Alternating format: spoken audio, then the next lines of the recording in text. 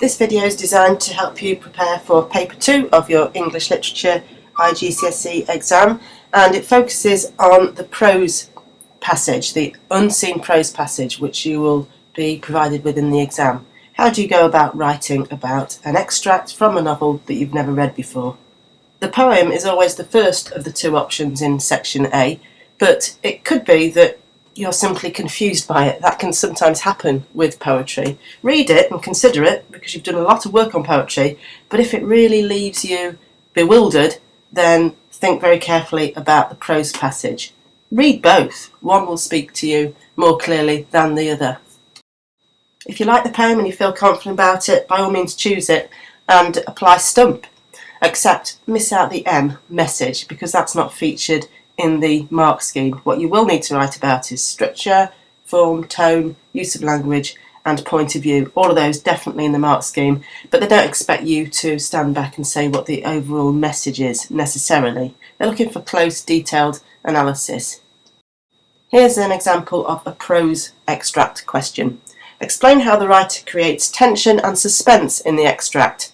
In your answer, you should consider the writer's descriptive skill, the writer's choice of language, the writer's use of form and structure.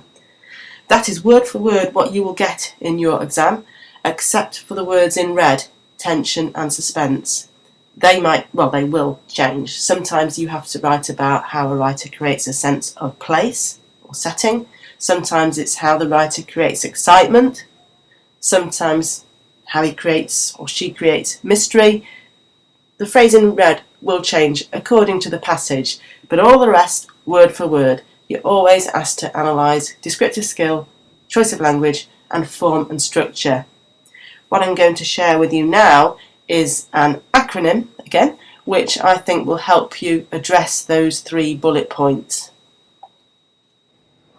I don't recommend stump as a way of writing about a prose extract though, so I'm introducing another acronym here, sept, short for September, hence the image of autumn, spill, spilling leaves there, sept, spill. Of course the key thing is to remember what each letter stands for, so I'll take you through those letters now and then I'll explain how by following them in that order you can structure a really detailed analysis. An analysis which definitely focuses on those 3 bullet points, although not in the order that they appear in the question, but that doesn't matter at all. I don't think it's the best order. S of sept stands for structure, so it's the last bullet point, but it's where we start with our analysis.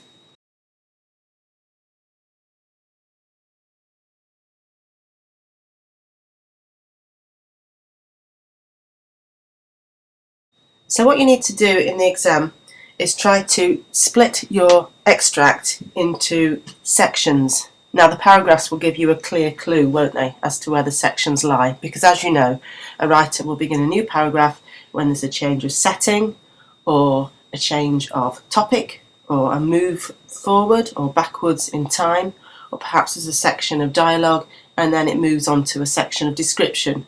It will be clear when you look at the paragraph structure.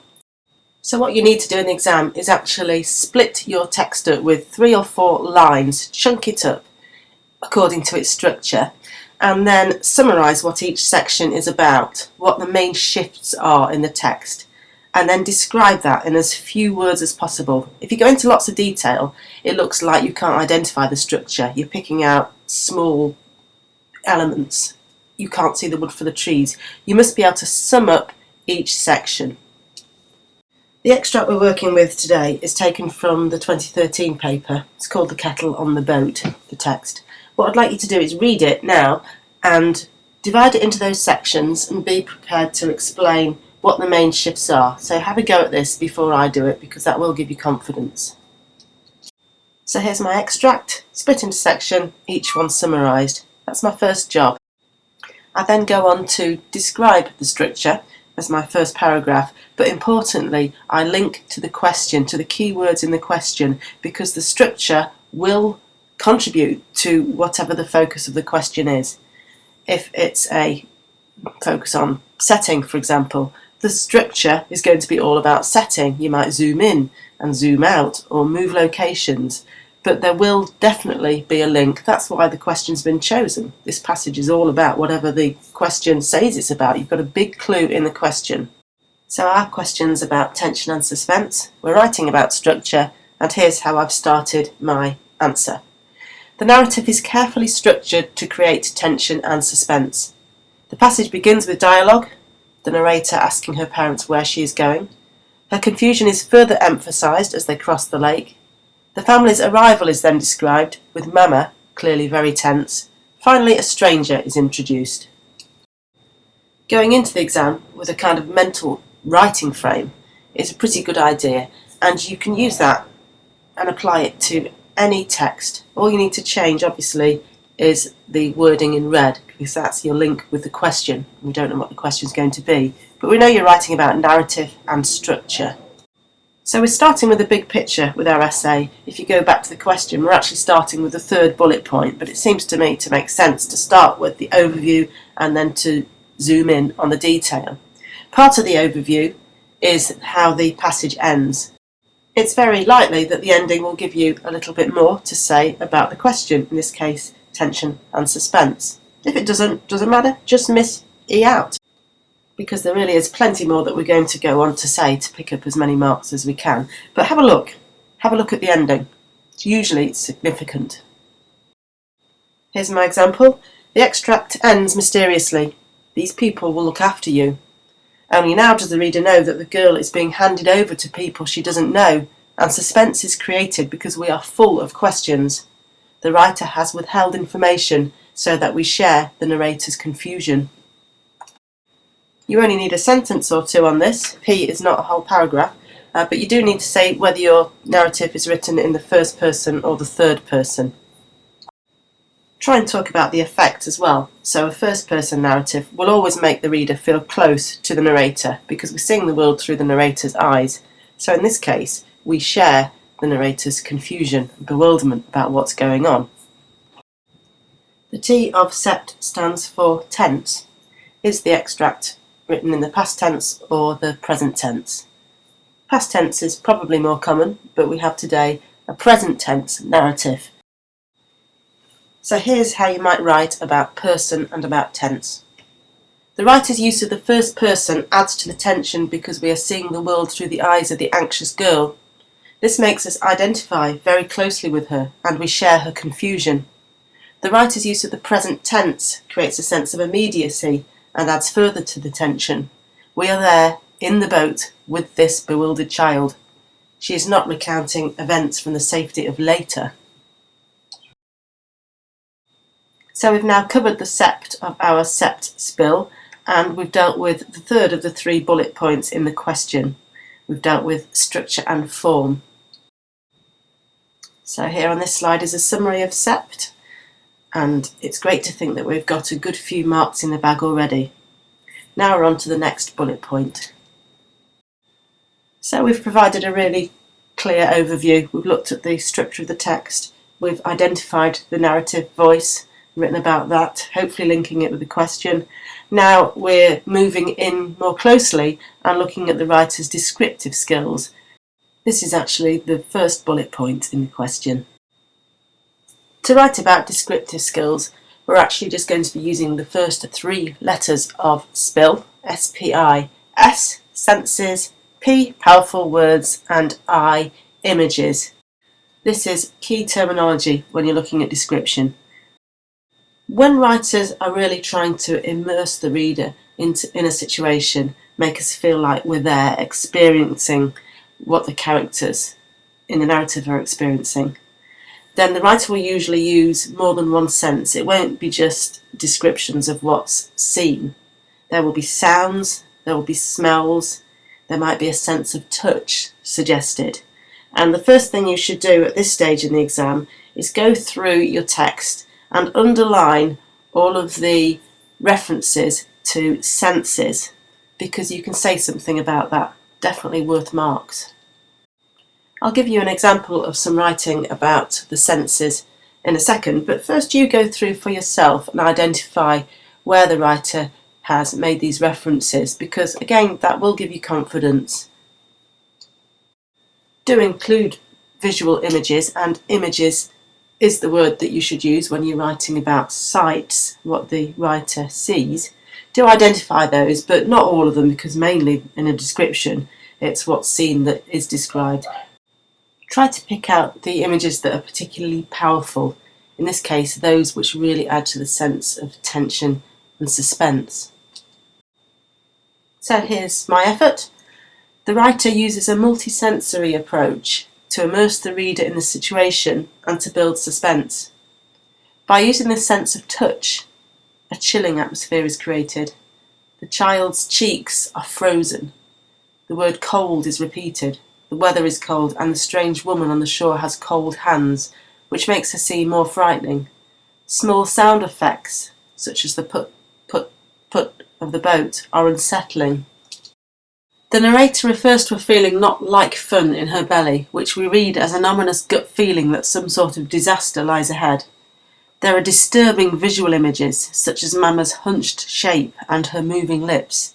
There is the hazard of the slippery weed to overcome, and it is strange and unnerving that the child can only recognise Papa by his smell, almost as if she can no longer see clearly. The writer uses a range of multisensory details such as these to create enormous tension within the passage. Okay, so we're doing brilliantly with this approach. We've got lots and lots of marks already, but there's the final bullet point to address, which is the writer's choice of language. And for this, we're using the last couple of letters in sept, spill. When we looked at spi, we dealt with those letters together within one paragraph about a multisensory approach. So senses, powerful words, images. You're going to talk about those in an integrated way within one section of your essay. Lengths and literary devices, however, are probably going to be more separate. So lengths refers to sentence length and also paragraph length. Look out for that short, really powerful paragraph, the one sentence on its own with a gap above it and a gap below it. Writer's done that for a reason.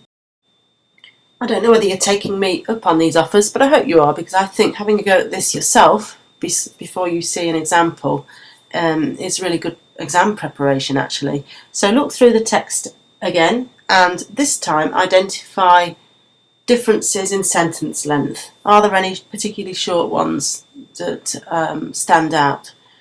Are there any paragraphs that are detached from the rest of the text and are therefore emphasised? And if you can find examples of these things, think about why. What impact is it having to manipulate length in this way? My example then. A striking feature of this passage is the use of short, simple sentences. Indeed, a 3-word sentence begins the narrative. It is morning. There are no long, complex sentences at all. This simple grammar reflects the fact that the narrative voice is that of a child. Perhaps more importantly, though, the short, punchy sentences add to the awkward atmosphere and to the tension. Moving on to paragraph length now. The sentence, "Something inside me knows something," is a paragraph in itself, which emphasises it as a major idea. The reader can almost hear the girl struggling to make sense of what deep down she knows. Something buried and perhaps dangerous. Her many why questions add to the sense of uncertainty. Nobody will give her a direct answer. Mama's complete silence is ominous. Now, admittedly, I've strayed away from paragraph length to looking at the dialogue there, the fact that she asks many questions. But of course, that is a feature of this particular text that is important. It begins with dialogue with lots of questions. So while you're thinking about sentence length, think about sentences in general. What type of sentences are there? Are there any questions, or are they all statements?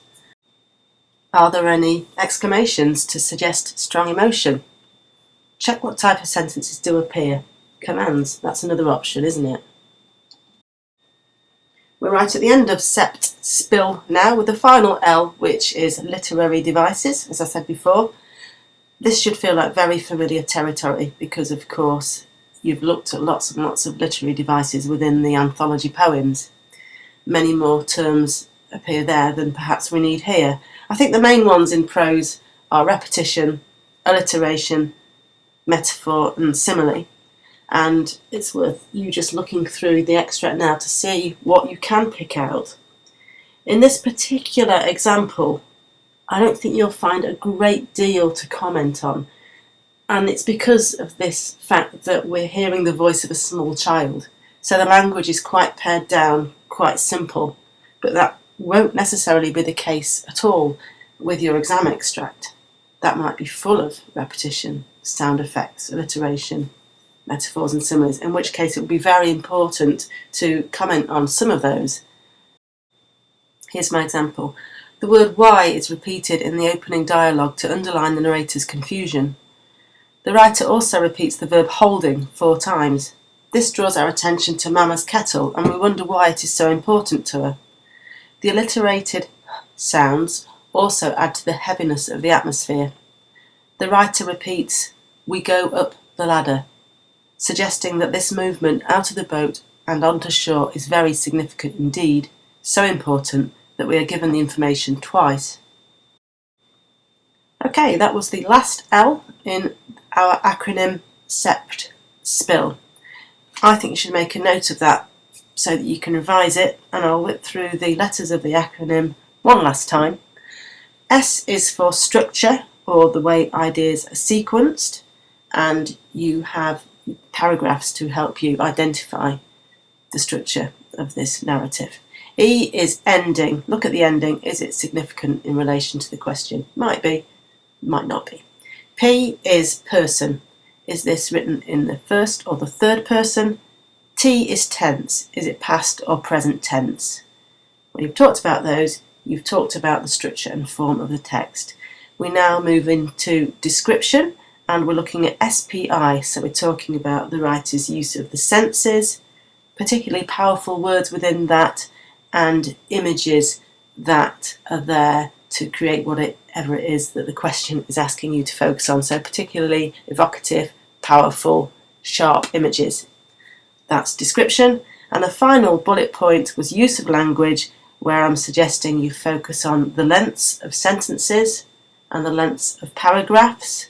This was an unusual text in that it was predominantly short sentences.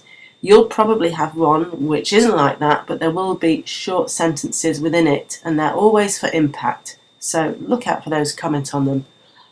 Equally, unusually long sentences have got to be worth a mention. They usually create pace. They usually create a sense of things being in a rush, maybe high emotions spilling out, not controlled within short, constrained sentences. So you can comment on long sentences as well. Then there's literary devices, and I said earlier that should feel familiar because that's the same kind of terminology that you use to write about poetry. I identified some repetition and some alliteration in the passage. You're likely to find metaphors and similes in your passage as well, but because this was the voice of the child, they didn't really feature, well, they didn't feature at all in the kettle on the boat. If I'd been writing this essay out in full, I probably would have said that actually, the fact that this is simple language and therefore there isn't much figurative imagery in there. So if you go through sept, spill, if you remember what each letter in that acronym stands for, then there's all sorts of ways of interrogating the text in the exam, and many things, hopefully, you can think of to write. Here's a writing frame to finish with that mirrors the sept, spill acronym. You might want to use this. What you must do, though, is download an exam paper or get one from your teacher and have a go at applying the skills. That's the only way that you can properly prepare for this sort of an exam, is practice, and it's vital that you get feedback as well. That'll then give you confidence, you'll know you're on the right lines, and you'll be good to really nail it.